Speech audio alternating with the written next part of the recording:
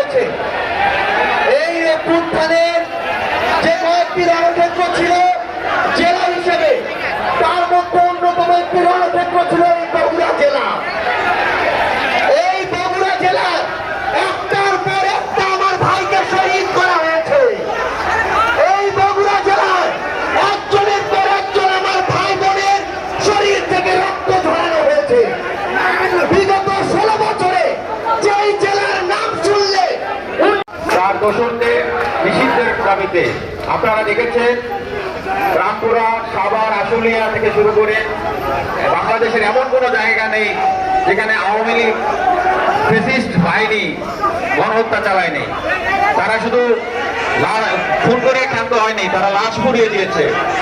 আমরা জাতীয় নাগরিক পার্টির নতুন বন্দোবস্ত নিয়ে এসেছি এবং আমরা চাই নতুন বাংলাদেশ নতুনভাবে গঠিত হবে। সেক্ষেত্রে বাংলাদেশের নতুন বাংলাদেশ গঠিত হবে আবু সাইদ মুক্ত। এই আপনারা যারা সমস্যা করতেছেন প্লিজ আপনারা ধারণ করুন, আমাদেরকে ধারণ করুন। সকলে দিল্লি না ঢাকা,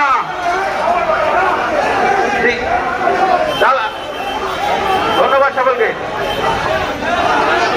আবু সাইদ মুক্ত, ইনকিলাব ইনকিলাব, জিন্দাবাদ জিন্দাবাদ, আওয়ামী লীগের নিষিদ্ধ করতে হবে করতে হবে, আওয়ামী লীগের নিষিদ্ধ।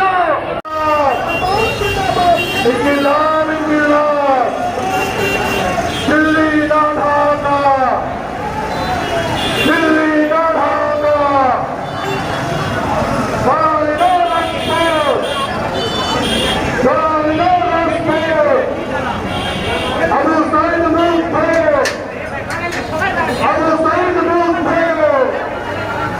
এই মুহূর্তে সরকার বিচারের সংস্থা বিসমিল্লাহির রহমানির রহিম।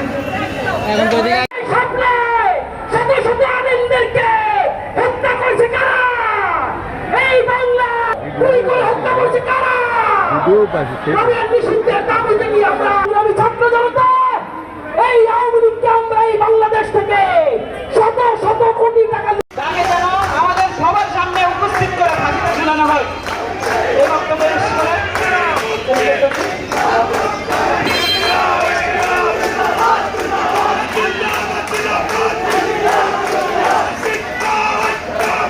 এই কথাগুলো শুনে আমাদের মন এবং আমাদের অনুভূতি আসলে আমরা ধরে রাখতে পারি না।